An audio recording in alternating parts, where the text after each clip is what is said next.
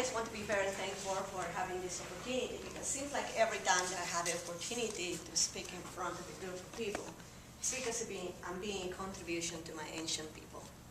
So I really consider my life as an intrepid life, all right?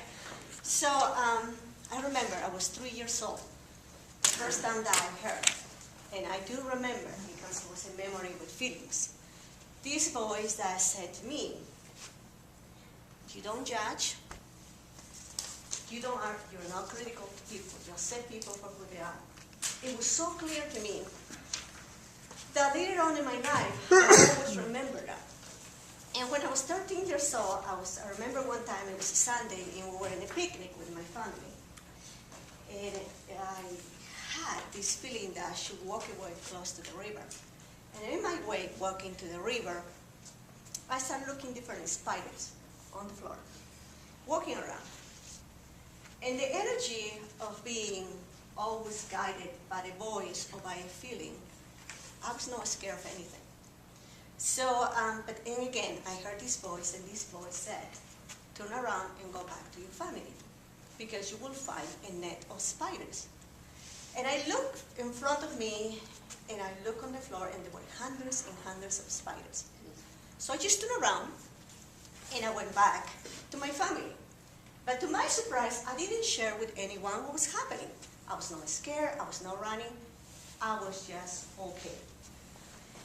And in my journey of being interpreted, I realized something in that moment. That feeling, that voice that came to me had so much love. I felt so safe in that. Later on in my life, my father was an alcoholic. And he had a tendency to come home, after he was gone for 2 or 3 days, he'd come home like around 2 o'clock in the morning, and he would be screaming or with the energy of wanting to fight. And I remember one specific time when I was in my room and wanted to find out more about it. And I saw these 2 light beings in my room, and they say, no, you have to stay here. You cannot go out. And so I understood, since I was very young, they were taking care of me. I just didn't understand why they were taking care of me so much, right? Here I am in the unseen world. My reality is the unseen world. That is my world.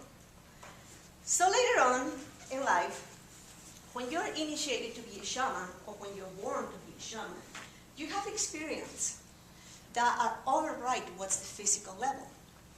And I remember my first experience was, I grew up in this energy, but my first experience to be introduced to be a shaman is somebody who knows the unseen world and guides his people for the better understanding and balance of everything. So here I am, my kids going to Hawaii, I cleaned the whole house, right? The whole week watching TV, right? I'm going to relax.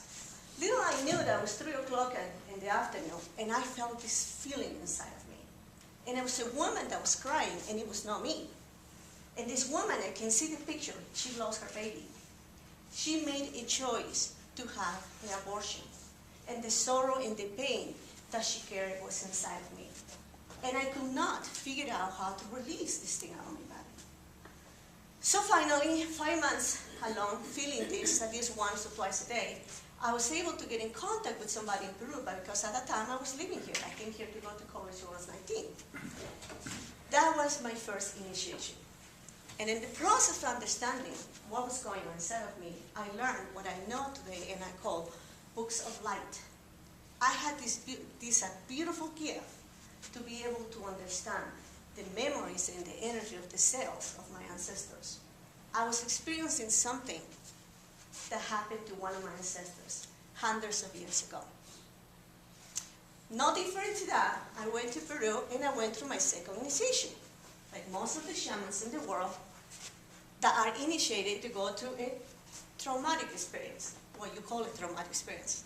My experience to be, I got hit by lightning, like a lot of my shamans partners in Peru, right? And at that, I'm very thankful, because that allowed me to see the difference of the understanding of the subconscious level, conscious level, soul, the spirit, and the DNA level. That's what allows me to be the teacher that I am to my students now.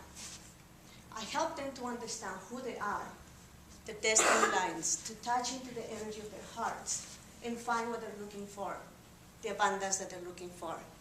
To me, to my people, abundance is that you go into your heart and create everything that's in your heart. And for that, I value the ancient knowledge and value the gifts I have. It's no easy journey to be an Inca shaman, but to be able to see somebody, a mother, who has a son who got infected with AIDS at the age of 10 years old. And I am a contribution to that man to be able to help him to be the man that he wants to be and be able to survive a coma after 12 days. It's a gift of my ancient people. So this is my contribution to each one of you today. And thank you.